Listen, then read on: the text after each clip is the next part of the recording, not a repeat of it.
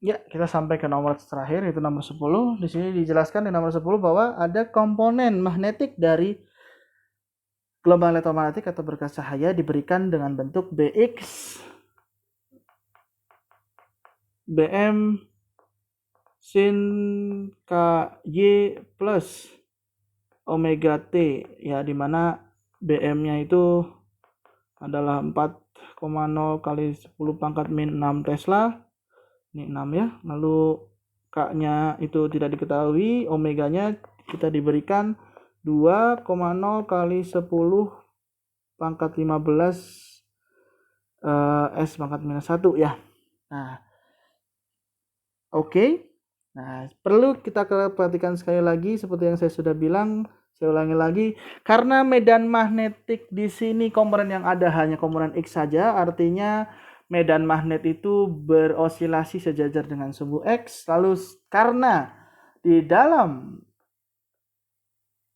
fase dari medan magnet di sini ada Y, maka artinya gelombang elektromagnetik ini merambat sejajar dengan sumbu Y, dan karena di sini positif, maka gelombang elektromagnetik merambah ke arah sumbu Y negatif. Ya, jadi kalau kita rangkum di sini S, ya kita rangkum di sini, saya pakai kita pakai arahnya saja ya. S E cross B, ya, itu akan sama dengan S itu tadi ke arah sumbu Y negatif ya. Ya, sumbu Y negatif. Maka B-nya tadi diketahui ke arah sumbu X, dan nggak usah sembunyi. Maka logikanya pasti E itu akan berosilasi sejajar dengan sumbu Z ya, karena masing-masing ada saling tegak lurus. Lalu dari arahnya maka ini merambat ke arah sumbu Y negatif, jadi minus J. Nah, sehingga kalau medan magnetiknya itu yang positif, jadi positif I, maka dia harus bertemu dengan, agar dia minus J, maka dia harus bertemu dengan minus ya, minus K. Ya, kalau dia di sini minus I, maka dia ketemu dengan K.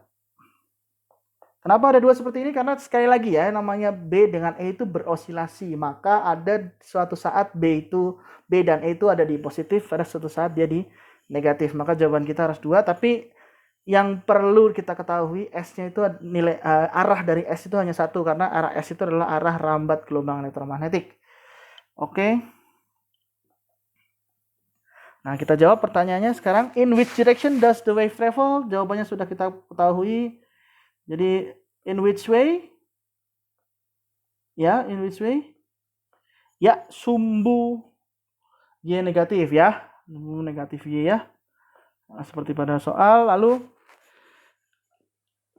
parallel to which axis it is polarized and what is in the intensity? Dari definisi gelombang elektrik, maka gelombang tersebut terpolarisasi ke arah sumbu Z. Ingat, yang namanya polarisasi itu arahnya itu adalah arah dari osilasi medan listrik. Ya, kalian bisa baca di bab dipolarisasi yang namanya kalau misalnya ada berkas cahaya terpolarisasi, maka arah polarisasinya kita lihat sebagai arah dari osilasi medan listrik, sehingga polarisasinya itu ke arah sumbu Z ya. Jelas seperti kita sudah bisa definisikan di atas. Yang C, berapa intensitasnya? Intensitasnya kita pakai persamaan yang kita sudah tahu bersama. Intensitas itu sebanding dengan AVG itu akan sama dengan setengah kali mu 0 C kali EM kuadrat. Nah, kita nggak tahu EM-nya, ya kita bisa masukkan EM, kan kita tahu EM itu akan sama dengan, ya karena EM dibagi BM sama dengan C, maka ini C dikalikan BM. Kalau kita masukkan, maka I SAVG sebagai vektor pointing rata-rata sama dengan setengah kali 1 per mu 0 kali C. Ini C kuadrat dikali BM kuadrat. Ya, ini M ya. Sehingga ini akan sama dengan, kalau C-nya kita coret di sini, ini akan sama dengan 1 per 2 mu 0 kali C kali BM kuadrat. Nah, tinggal dihitung saja. atau kita cari EM-nya. Di solusi di situ dijelaskan ada ERMS karena ya seperti yang kita ingat di RLC yang definisi dari ERMS itu adalah EM dibagi dengan akar 2. Jadi kalau kita kuadratkan, 2-nya juga muncul lagi. Jadi mau pakai persamaan yang ada di solusi, mau tidak juga tidak masalah. Ya, jadi di D ditanyakan ya, di D ditanyakan hitung tuliskan ekspresi dari electric field of wave including a value of the angular wave number ya. Jadi sama seperti nomor 9 tadi, kita sudah bisa hitung angular free number-nya dengan cara K itu sebanding dengan omega dibagi dengan C ya. Omeganya sudah diketahui di situ itu sekitar 2 kali 10 pangkat 15. Jadi kalau kita bisa lihat ini ada 2/3, 15 dikurangi 8 itu sekitar 10 pangkat 15 ke 8, 6 ya. Kira-kira 2/3, 5 ya. Karena kan di situ 15 dikurangi 8 itu 7 ya, maaf 7. 15, 8, ya 7, 23, 7 ya, kira-kira begitu. Yang pangkat min 1 semoga antara 8 dengan 7 ya. Kan 15 kemudian ini 8 ya. Iya betul ya. Lalu tinggal ditulis, yang perlu ditulis adalah apa? Itu EM ya. EM itu tadi sudah dihitung lewat B tadi.